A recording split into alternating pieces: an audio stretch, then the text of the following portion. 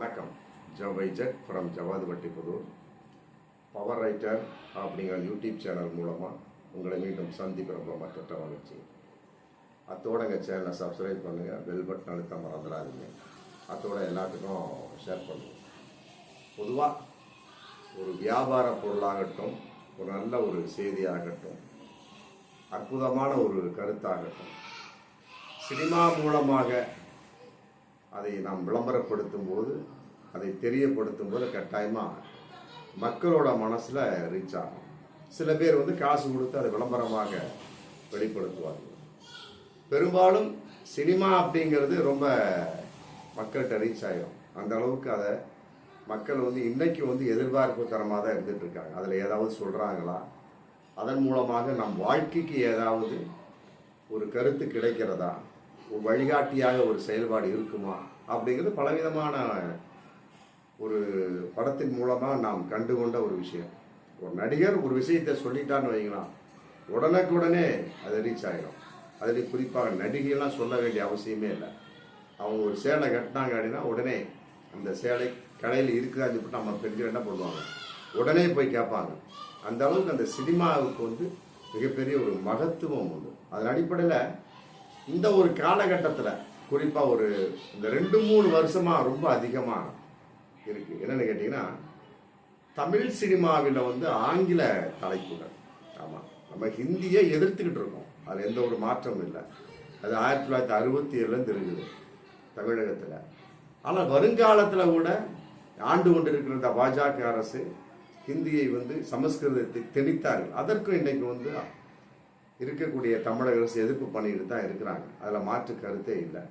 இருந்தாலும் கூட ஹிந்தியை எதிர்க்கின்றோம் அப்படிங்கிற ஒரு விஷயத்தில் நம்ம ஆங்கிலத்தை வாழ வைத்துக் கொண்டிருக்கின்றோம்.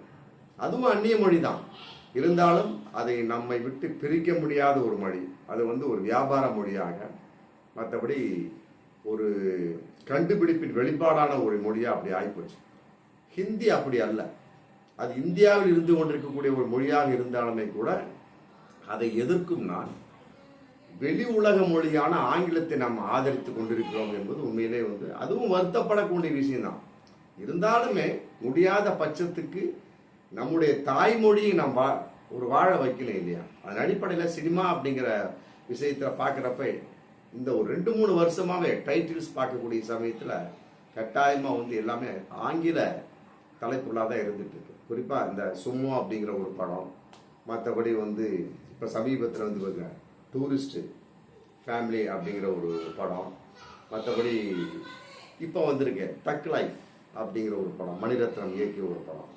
அதில் கமல்ஹாசன் நடிச்சிருக்காரு, சிலம்பரசன் நடிச்சிருக்காங்க, திரிஷா நடிச்சிருக்காங்க. அது இயக்கிய மணிரத்னம்.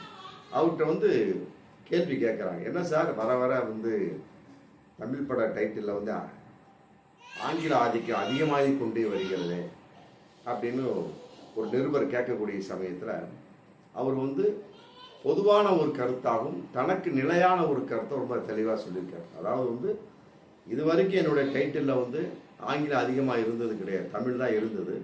இருந்தாலும் இந்த தமிழில் தான் வைக்கணும் அப்படின்னா எங்கள் விதியும் கிடையாது. ஏன்னு கேட்டால் சினிமா என்பது எல்லோருக்குமான ஒரு மீடியா. நல்லா புரிஞ்சுக்கிட்டீங்களா? ஒரு விளைந்த ஒரு டைரக்டர், இயக்குனர், வெற்றி பட இயக்குனர், பல வெற்றி படங்களை கொடுத்தவர். அவர் ரொம்ப ஒரு 3 வரியிலேயே தெளிவாக சொல்லியிருக்காரு. அதாவது இன்றைய காலகட்டத்துக்கு தமிழில் தான் சொல்லணும் அவசியம் கிடையாது. அதே நேரத்தில் என்னுடைய படங்கள் எல்லாமே ஏகப்பட்டது தமிழில் தான் வச்சிருக்கேன். உதாரணமாக சொல்லலாம், நாயகன் சொல்லலாம், பகலில் ஒரு இரவு அப்படிங்கிற படத்தை சொல்லலாம், தளபதியை சொல்லலாம், ராவணன், இப்படி அடுக்கிக்கிட்டே போகலாம். அதுக்கு தனிப்பட்ட ஒரு வீடியோவே போடலாம். அந்த அளவுக்கு தமிழில் தான் வச்சிருக்கிறாங்க. இருந்தாலும் இந்த டக் லைஃப் அப்படிங்கிற அந்த தலைப்பு எதற்காக நான் ஆங்கிலத்தை வைத்தேன் அப்படின்னா, அது தேவையான ஒரு விஷயம். அதே நேரத்தில் தமிழில் தான் வைக்கணும் அப்படிங்கிற விதியெல்லாம் கிடையாது.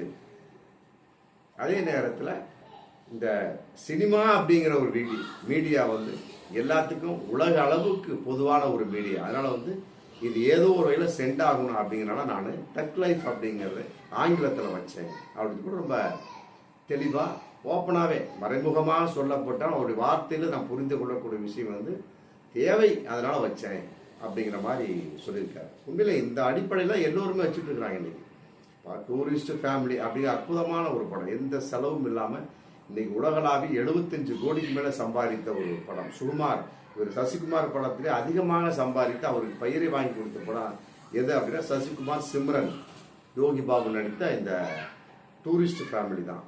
அற்புதமான படம், எல்லோராலும் பாராட்டப்பட்டு விட்ட படம். ஆமாம், அந்த படத்தை வந்து எத்தனை தடவை பார்த்தாலும் சலிக்காது அப்படிங்கிற மாதிரி தான் இன்னைக்கு அதனுடைய விமர்சனம் போயிட்டு இருக்கு. என்றாலும் அந்த சசிகுமார் கூட பார்த்தீங்கன்னா சுப்பிரமணியபுரம், நாடோடிகள் இப்படி தமிழில் தான் வச்சிருப்பார். இந்த ஒரு படத்துக்கு மட்டும் ஏன் டூரிஸ்ட் ஃபேமிலி அப்படின்னு வச்சார்னா அதுக்குள்ள கதை அம்சத்தினுடைய வெளிப்பாடு. ஏன்னா வெளியிலிருந்து வரக்கூடிய கதை, இலங்கையிலிருந்து பெயர்ந்து தமிழகத்தில் வரக்கூடிய ஒரு கதையினால அதன் அடிப்படையில் வச்சிருக்காங்க. இல்லாவிட்டு அவருக்கு தமிழ் தான் பிடிக்கும். இந்த மாதிரி வந்து அந்த கதைக்கு தகுந்த மாதிரி அந்த தலைப்பை வைக்கக்கூடிய ஒரு சூழல் இருக்கும் பட்சத்தில் கட்டாயமாக அதை வைக்கணும்.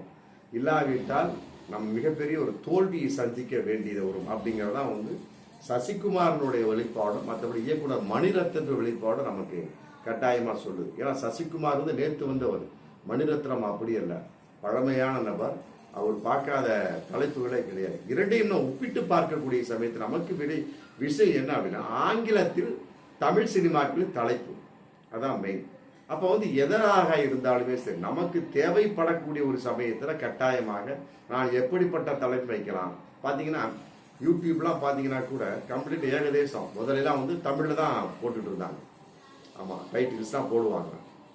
ஆனால் இது ஹேஷ்டேக் மட்டும் ஆங்கிலத்திலையும் போடுவாங்க, அப்புறம் தமிழ்லையும் போடுவாங்க. ஆனால் தலைப்புகள் மட்டும் டைட்டில் மட்டும் தமிழில் தான் இருக்கும். ஆனால் இப்போ வரக்கூடிய அத்தனை ஏகப்பட்ட யூடியூப்ஸ்லாம் பார்த்தோம்னா தமிழ் ஆங்கிலம் கலந்து இருக்கு.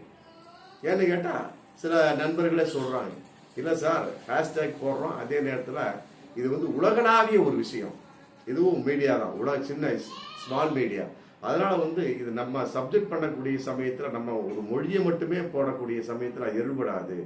ஏன்னா எங்கோ ஒரு இருக்கக்கூடிய ஒரு நபர் வந்து நம்முடைய ஒரு அந்த வீடியோவை லைக் பண்ணி பார்க்கக்கூடிய சமயத்தில் கட்டாயம் அவர் வந்து ஏதோ ஒரு வகையில் ஒரு மொழியை தெரிஞ்சிருப்பார். அதில் காமன் மொழி என்ன ஆங்கிலம். அதனால் நமக்கு தெரிந்த மொழியும் ஆங்கிலம், அவருக்கு தெரிந்த மொழி ஆங்கிலம். வேற்று மொழியில் போடக்கூடிய சமயத்தில் கட்டாயமாக ரீச் ஆக வாய்ப்பு இருக்கு. அதனால் நாங்கள் போடுறோம், இரண்டும் கலந்து போடுறோம் அப்படின்னு சொல்லிட்டு ஒரு யூடியூபர் நண்பர் வந்து ரொம்ப விளக்கமாக சொன்னார். அது அடிப்படையில் சினிமாவும் இன்னைக்கு மாறிடுச்சு. எல்லாமே வரக்கூடிய அத்தனை படமுமே ஏக விசேஷம் ஒரு 70-80% படம் வந்து கட்டாயமா எல்லாமே ஆங்கிலத்தில் தலைப்பு வைக்கக்கூடிய படமாக தான் இருந்தாலும் நம்முடைய தாய்மொழி தமிழ் அதையும் மறந்துவிடக்கூடாது. ஆமாம், மணிரத்னம் மற்றபடி சசிகுமார் போன்ற நடிகர்களுக்கும் இயக்குநருக்கும் நான் சொல்லிக் கொள்வது என்னதான் நம்முடைய தாய்மொழி தமிழ் இல்லையா, அதையும் நம்ம கவனத்தில் கொள்ள வேண்டும். இரண்டும் கலந்த மாதிரி கூட ஒரு தலைப்பு வைக்கலாம், இரண்டுத்துக்கு கலந்த மாதிரி தலைப்பு வைக்கலாம். மற்றபடி தமிழுக்கு முக்கியத்துவம் கொடுத்து அப்புறம் முடியாத பட்சத்தில் நம்ம ஆங்கிலத்தில் நம்ம மதிப்பு கொடுக்கும் பட்சத்தில் கட்டாயமாக நம்முடைய தாய்மொழியும் வளரும். ஏன்னா கூட வந்த அந்த வேற்று மொழியும் நம்ம வளர்க்க வேண்டிய அவசியம் இல்லை, வியாபாரத்துக்காக நம்ம பயன்படுத்தி கொள்ள முடியும் என்பதுதான் ஆமாம் எல்லோரும் ஏற்றுக்கொள்ளக்கூடிய ஒரு கருத்தாக நான் சொல்லக்கூடிய விஷயமாக இன்று இருந்து கொண்டிருக்கிறது. இருந்தாலுமே கூட நாம் தாய்மொழி விட்டு விடக்கூடாது. கலைஞர் கருணாநிதி ஐயா அவங்க இருந்த பட்சத்தில், முதலமைச்சர் இருந்த பட்சம் அவங்க ஒரு இதிலே ஒரு ஏகப்பட்ட தமிழ் சினிமா சம்பந்தப்பட்ட வகையில் சில விதிமுறைகளை வச்சாங்க.